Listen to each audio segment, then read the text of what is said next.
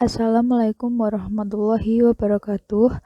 Perkenalkan kami dari kelompok 5 yang beranggotakan Novitasari dengan NPM 01, Nabila Raihanisa dengan NPM 05, Ines Pipit Putri Karisma dengan NPM 010, dan Muhammad Fatan Yahya dengan NPM 013. Kami akan memaparkan materi mengenai analisis prospektif. Sebelum kita membahas lebih dalam mengenai analisis prospektif tersebut, kita harus mengetahui apa tujuan dari kita memaparkan materi ini. Jadi yang pertama, kita akan menjelaskan mengenai pentingnya analisis prospektif. Kemudian yang kedua, menjelaskan proses proyeksi laporan laba rugi, neraca, dan laporan arus kas. Kemudian yang ketiga, membahas dan mengilustrasikan pentingnya analisis sensitivitas. Kemudian yang keempat yaitu menjelaskan penerapan proses proyeksi dalam penilaian efek ekuitas, dan yang terakhir membahas konsep penggerakan nilai. Memasuki pembahasan yang pertama yaitu analisis prospektif. Jadi, analisis prospektif sendiri dapat dilakukan hanya setelah laporan keuangan historis disesuaikan untuk mencerminkan kinerja ekonomis perusahaan secara akurat. Analisis prospektif merupakan inti penilaian efek. Analisis prospektif juga berguna untuk menguji ketepatan rencana strategis perusahaan. Untuk itu, perlu dianalisis apakah perusahaan mampu menghasilkan arus kas yang cukup untuk mendanai pertumbuhan yang diharapkan, atau apakah perusahaan memerlukan pendanaan utang atau ekuitas di masa depan. Perlu dianalisis pula apakah rencana strategis kini akan menghasilkan manfaat seperti yang diramalkan oleh manajemen perusahaan. Dan akhirnya, analisis prospektif berguna bagi kreditor untuk menilai kemampuan perusahaan untuk memenuhi kewajibannya.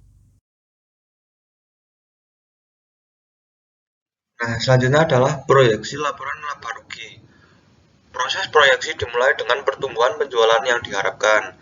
Dalam contoh ini, digunakan tren historis untuk memprediksi tingkat penjualan di masa depan. Analisis lebih rinci melibatkan informasi eksternal seperti tingkat aktivitas ekonomi makro yang diharapkan, karena pembelian pelanggan dipengaruhi oleh tingkat penghasilan pribadi yang bisa dibelanjakan. Analisis mengikut sertakan estimasi yang terkait dengan pertumbuhan ekonomi pada umumnya dan pertumbuhan penjualan eceran pada khususnya. Nah, contohnya, bila ekonomi membaik, dapat diproyeksikan adanya kenaikan penjualan dibandingkan penjualan tahun lalu. Paham ya? Nah, lanjut lagi ke proses proyeksi laporan laba rugi. Nah, langkah-langkahnya adalah yang pertama penjualan proyek, yang kedua biaya proyek pokok penjualan dan margin laba kotor menggunakan rata-rata histori sebagai persen dari penjualan. Nah, yang ketiga proyek SG&A, biaya menggunakan rata-rata historis sebagai persen dari penjualan. Nah, yang keempat, beban penyusutan proyek sebagai persentase rata-rata historis awal dari tahun aset yang dapat diusutkan. Yang kelima, beban bunga proyek sebagai persen dari awal-awal dari tahun utang berbunga menggunakan tarif yang ada jika tarif tetap dan diproyeksikan jika variabel. Yang keenam atau yang langkah terakhir, beban pajak proyek sebagai rata-rata beban pajak secara prapajak penghasilan. Nah, selanjutnya adalah proyeksi neraca. Apa sih proyeksi neraca itu? Proyeksi neraca adalah prediksi jumlah dan rincian kekayaan yang akan dimiliki perusahaan beserta seluruh kewajibannya, baik kepada kreditor maupun kepada pemegang saham, pada suatu periode tertentu di masa yang mendatang. Nah, neraca perusahaan tahun 1999 sampai 2001, beberapa rasio disajikan proyeksi laba rugi perusahaan. Ramalan neraca tahun 2002 meliputi langkah-langkah. Yang pertama, membuat proyeksi aktiva lancar selain kas dengan menggunakan proyeksi penjualan atau harga pokok penjualan dan rasio perputaran yang relevan. Langkah yang kedua, membuat proyeksi kenaikan aktiva tetap dengan estimasi pengeluaran modal yang didasarkan pada tren historis atau informasi dalam bagian MD&A di laporan tahunan. Yang ketiga, membuat proyeksi kewajiban lancar selain hutang. Yang keempat, menghitung bagian lancar hutang jangka panjang, yaitu bagian yang jatuh tempo ya, dari catatan utang jangka panjang. Yang kelima, hutang jangka pendek lainnya diasumsikan tidak berubah dari tahun-tahun sebelumnya. Yang keenam, saldo awal utang jangka panjang diasumsikan sama dengan utang jangka panjang yang tahun lalu, dikurangi bagian yang jatuh tempo dari butir 4 dari yang keempat, syarat langkah yang keempat ya. Yang ketujuh, kewajiban jangka panjang lainnya sama dengan saldo tahun lalu kecuali tampak jelas tren yang lain. Langkah yang kedelapan, saham biasa awal diasumsikan sama dengan saldo tahun lalu. Langkah yang terakhir, laba ditahan diasumsikan sama dengan saldo tahun lalu ditambah atau dikurangi dengan laba atau rugi bersih dan dikurang dividen yang diperkirakan. Langkah yang ke-10 yang terakhir, pos ekuitas lainnya diasumsikan sama dengan saldo tahun lalu kecuali tampak tren yang nyata. Nah, berikut adalah contoh dari proses proyeksi neraca target corporation. Nah, bisa dilihat ya, contohnya seperti ini.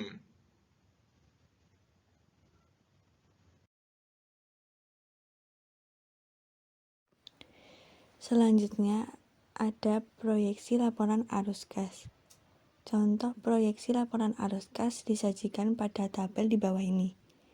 Proyeksi arus kas bersih dari operasi sebesar 3.295 juta dolar mendanai sebagian dari pengeluaran modal sebesar 3.357 juta dolar. Pengurangan hutang jangka panjang 504 juta dolar dan dividen sebesar 276 juta dolar. Kekurangannya mengakibatkan penurunan kas sebesar 843 dolar.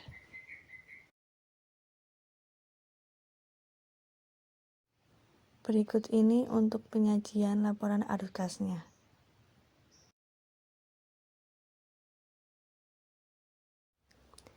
Selanjutnya ada analisis sensitivitas. Proyeksi laporan keuangan didasarkan pada hubungan yang diharapkan antara pos laporan laba rugi dengan pos neraca. Dalam contoh ini digunakan rasio yang terakhir karena operasi perusahaan cukup stabil dan diasumsikan tidak terdapat perubahan besar dalam strategi operasi. Namun, asumsi-asumsi tersebut dapat divariasikan untuk menganalisis dampaknya pada kebutuhan dana, pengembalian aktiva, ekuitas, dan sebagainya. Sebagai contoh, presentase pengeluaran modal terhadap penjualan perusahaan naik bertahap dari 5,69% 3 tahun yang lalu menjadi 7,93% tahun lalu. Jika diasumsikan kenaikan yang sama di tahun 2002 menjadi 9%, pengeluaran modal akan naik menjadi 3,83 miliar dolar yang memerlukan dana tambahan sebesar 500 juta dolar. Kenaikan yang sama juga dapat berasal dari penurunan perputaran piutang dan perputaran persediaan. Analisis seringkali menyiapkan beberapa proyeksi untuk menguji skenario terbaik atau terburuk sebagai tambahan atas skenario yang paling mungkin terjadi. Analisis sensitivitas menunjukkan asumsi yang mana memiliki dampak paling besar pada hasil keuangan dan sebagai konsekuensinya membantu identifikasi area yang memerlukan pemeriksaan lebih lanjut.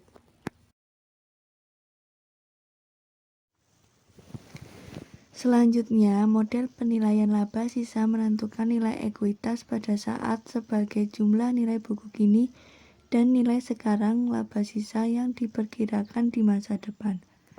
Berikut ini contoh tabel penyajiannya.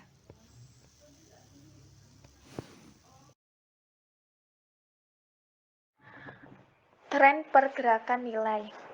Model laba sisa menentukan harga saham sebagai nilai buku ekuitas pemegang saham ditambah nilai sekarang dari laba sisa atau residual income RI yang diperkirakan di mana RLT sama dengan NRT atau KX BVT min 1. Laba sisa juga dapat dinyatakan dalam bentuk rasio yaitu di mana ROE sama dengan NLT per BVT min 1. Bentuk ini menekankan kenyataan bahwa harga saham berubah bila ROEK dalam keseimbangan, tekanan kompetisi akan mendorong tingkat pengembalian atau ROE mendekati biaya atau K satuannya sehingga laba abnormal akan hilang. Dengan demikian, estimasi harga saham adalah sebesar proyeksi pengembalian ROE pada nilai jangka panjangnya bagi perusahaan dan industri tertentu. Adapun tren penggerak nilai pembalikan ROE. Bisa dilihat pada gambar pada slide ini.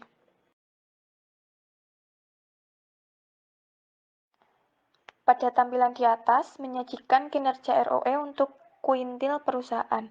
Grafik itu menyajikan nilai median tiap portofolio. Hasil pengamatan yang terlihat yaitu ada dua. Yang pertama, ROE cenderung untuk kembali ke keseimbangan jangka panjang. Hal ini mencerminkan tekanan kompetisi lebih lanjut. Tingkat pembalikan bagi perusahaan yang paling tidak menguntungkan lebih besar daripada tingkat pembalikan perusahaan yang paling menguntungkan.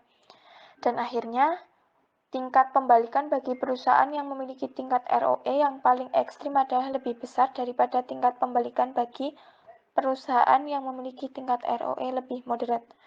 Dan yang kedua, pembalikan tidak lengkap, yaitu tetap terdapat perbedaan sekitar 12% antara perusahaan dengan ROE tertinggi dan perusahaan dengan ROE terendah meskipun setelah 10 tahun.